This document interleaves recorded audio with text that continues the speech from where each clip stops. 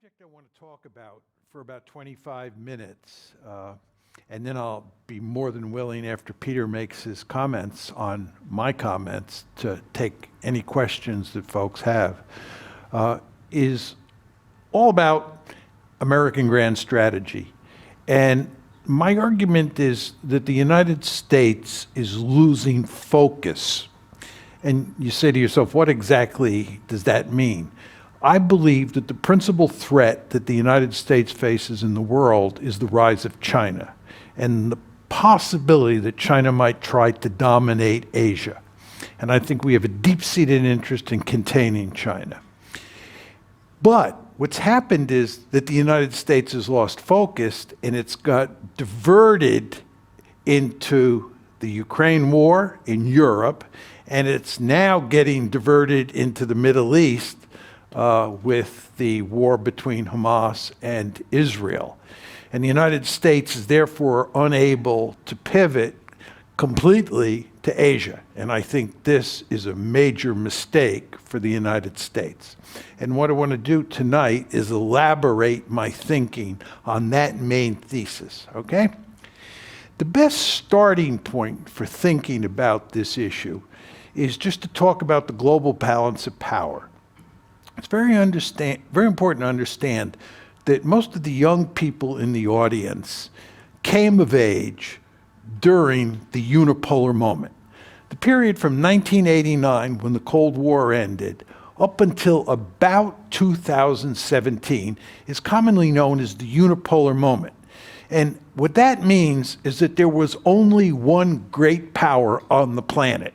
And that one great power was the United States of America.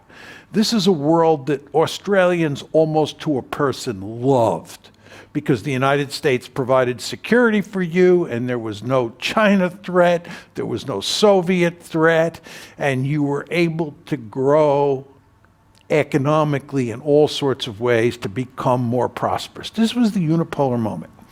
But it's very important to understand that what's happened is that the unipolar moment is in the rearview mirror. It's gone. We are now in a multipolar world where we went from one great power to three great powers: the United States, China, and Russia. And we now consider Russia a great power because Vladimir Putin, since he took over in 2000, has brought the Russians back from the dead. Most of you know that in the 1990s, Russia had basically died. Putin brought them back from the dead. So Russia's a great power, China's a great power, and of course, Uncle Sam is a great power. Now, it's important to understand that Uncle Sam is still the most powerful state on the planet. But nevertheless, China is a peer competitor. It is growing economically, it is growing militarily, and it is beginning to close in on the United States. And that's why I said to you folks before, China is the real threat to the United States. Russia is the weakest of those three great powers. Okay, it's very important to understand that's the basic architecture of the system at this point in time. Right? We went from unipolarity to multipolarity. We have three great powers. Sam is one, China's two, and the Russians are a distant third. That's the world. Let me switch gears now and just talk a little bit about American grand strategy and tie it to that global balance of power. For the United States of America, there are three areas that you fight and die for, where you expend blood and iron. Those three areas of the world are Europe, East Asia, and the Persian Gulf. You care about Europe and you care about East Asia because that's where the great powers are. And if you're the United States of America and you're a great power, you care about the other great powers. The Gulf is of great interest to the United States and other countries on the planet simply because it has oil. And oil is a very special resource. And the United States does not want any country controlling all of the oil in the Persian Gulf. So the United States has a deep-seated interest in maintaining a balance of power in the Persian Gulf. Now, we have these three areas of the world: East Asia, Europe, and the Gulf. Historically, the United States has cared the most about Europe. Europe has been historically much more important than East Asia. And that's because the most powerful great powers on the planet have been located mainly in Europe. Nazi Germany was a much greater threat than Imperial Japan. The Soviet Union, which spanned Europe and Asia, had most of its military might concentrated in Europe. So we have long had a Europe first policy. That changed after 2017. For the first time in American history, East Asia is the most important area of the world for us. Why is that the case? One very simple reason. Who's the peer competitor out there? It's not Germany, it's not Russia, it's China. Where is China located? It's located in East Asia. Therefore, East Asia is the most important area of the world. And what I'm telling you is that the United States should pivot, right, to East Asia and not get bogged down in Europe. The Russians don't matter that much. They're not a threat to dominate Europe. And the Persian Gulf does not have a potential hegemon sitting in that region. There's no one country that's going to take over all the oil. So we're, in an ideal world, free to pivot. But we've not fully pivoted. And what I'm telling you, and I'm going to lay this out in more detail, is we are going to get more deeply involved in Ukraine and in the Middle East than we already are. And in both cases, the problem is not going to go away. The situation regarding Ukraine and Russia is going to get worse with time for us, and the Israeli-Palestinian conflict and the problems in the Middle East are going to get worse as well. Darkness ahead in both regions, and what does that mean? It means it's difficult to pivot. One final point. Very important to understand that if the United States is worried about dealing with China, and there's one other great power in the system, and that other great power is Russia, you want Russia on your side of the ledger. In other words, if you're the United States and you're looking at a China threat, and there's Russia, you want Russia with you, because Russia represents power. It is a great power. You want the Russians with you against the Chinese. What have we foolishly done? We have foolishly pushed the Russians into the arms of the Chinese. So the Russians and the Chinese, as you surely all know, are tightly allied. This is not in our interest. It should be Uncle Sam and the Chinese. Uncle Sam and the Russians that are tightly allied against China. That's the basic situation that we face. This is why I say we've lost focus and we're in trouble. Now, what I want to do is I want to unpack it for you. I want to unpack this argument in greater detail. Number one, I want to briefly talk about East Asia and what's happened with regard to U.S. policy toward China. That's pretty straightforward. But then I want to get into the tricky issues. One, Ukraine, and two, the Middle East. Talk about the Ukraine war and the Israel-Palestine conflict and its potential for escalation, and make my point that we're going to have a tough time fully pivoting to East Asia. Let's start with Ukraine. Let me just give you a little bit of background on the history of the Ukraine problem, so you have a feel for sort of how this got started and why we're in the present situation.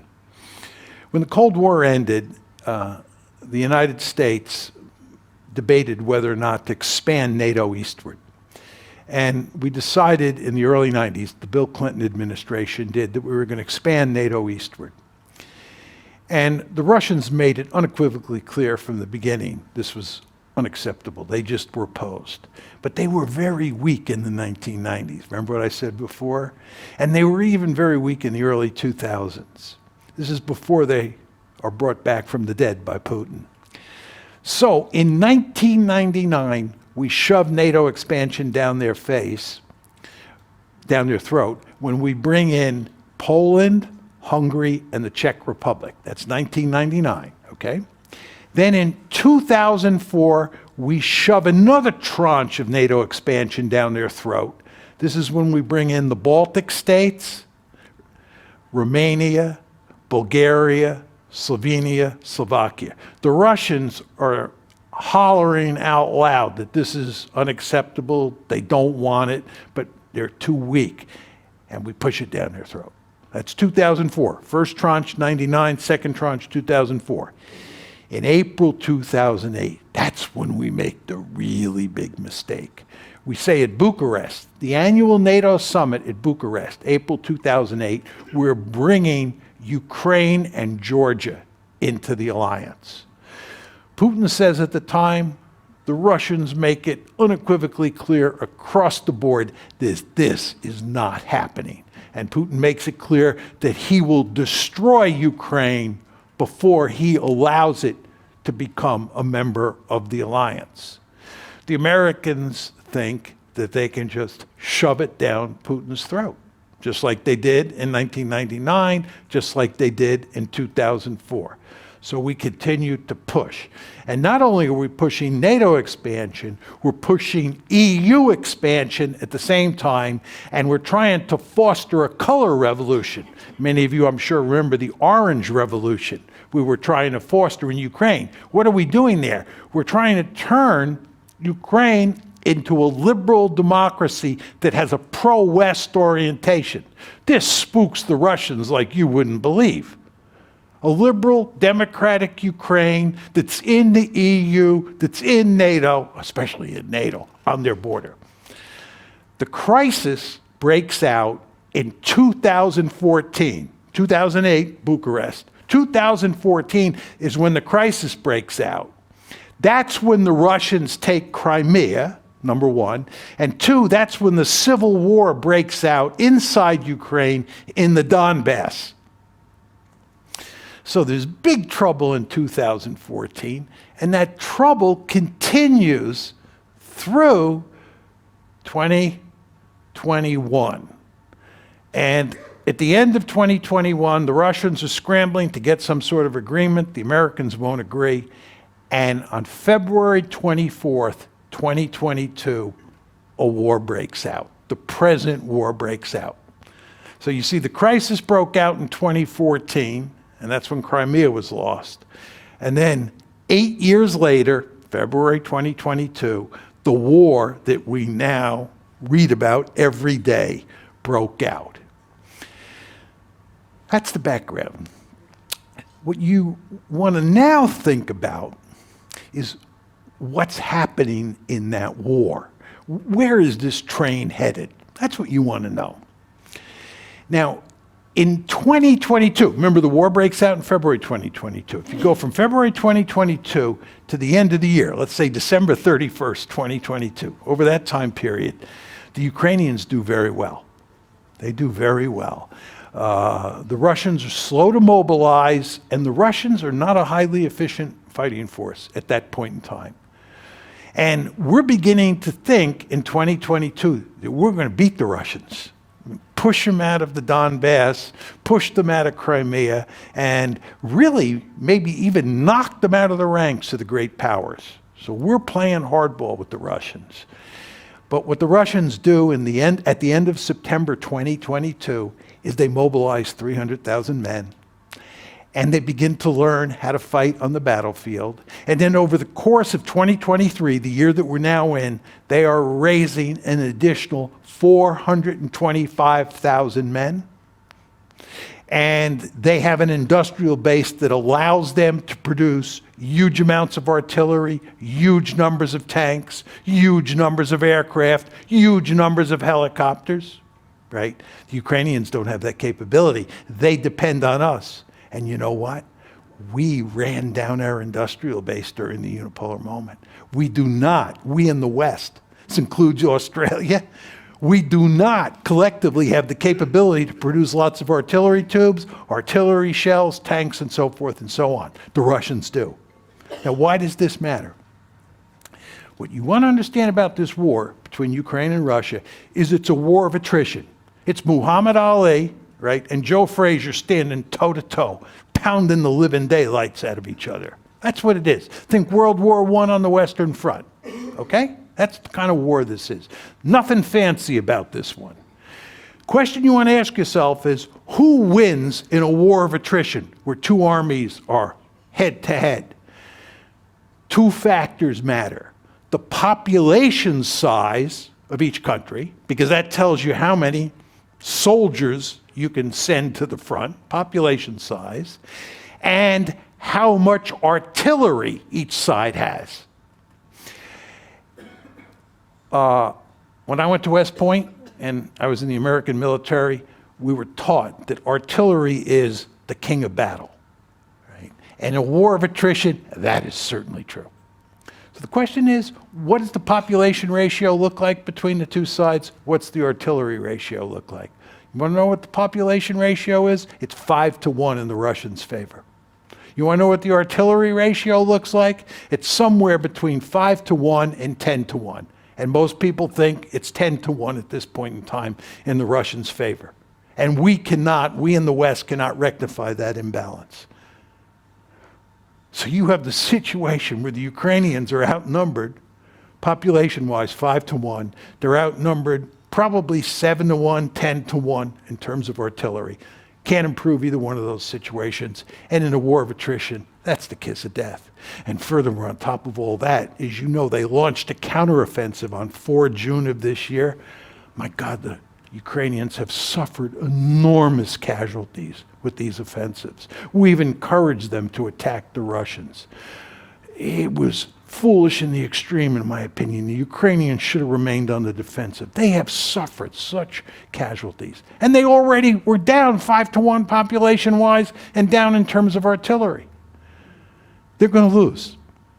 They're going to lose. There's no way the Ukrainians can win, right? What does losing mean in this case? The Russians are not going to conquer the whole country. It would be a massive mistake. It's a huge piece of real estate, Ukraine. And furthermore, there are lots of people, especially in the central part and the western part of Ukraine, who are ethnic Ukrainians who hate the Russians. Occupying that area would be insane. What the Russians are going to end up doing is they now control close to 23% of Ukraine. I believe they'll try to take another 20%. The Russians have annexed 4 oblasts plus Korea, and I believe that they will try to annex another 4 oblasts. And at the same time, they're going to go to great lengths to turn Ukraine into a dysfunctional rump state. A dysfunctional rump state. They will interfere in the politics of Ukraine, they will interfere with the Ukrainian economy, and they will do everything they can to wreck Ukraine and keep it wrecked, as they said they would in 2008, and they have consistently said afterwards.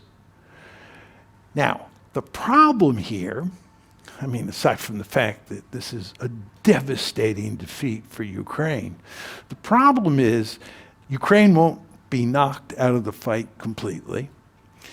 And what you will get at some point is not a peace agreement. You're not going to get a peace agreement here. You're going to get a frozen conflict. The fighting will stop, there'll be a ceasefire, and you'll have a frozen conflict. It'll be a lot like Korea on the 38th parallel. As you all know, North Korea on one side, South Korea on the other. You'll have a frozen conflict, and the potential for escalation will be ever present.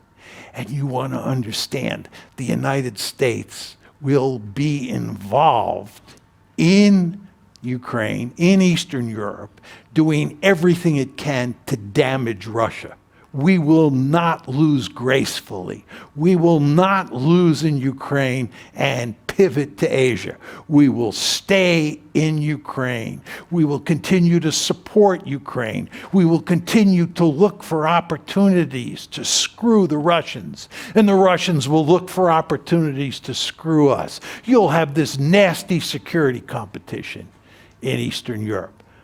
There's no end in sight to the trouble that we are now facing in Ukraine, which, by the way, tells you what a massive mistake we made in April 2008 trying to bring Ukraine into NATO. But my bottom line to you here is that that makes it very difficult to pivot. So that's the Ukraine.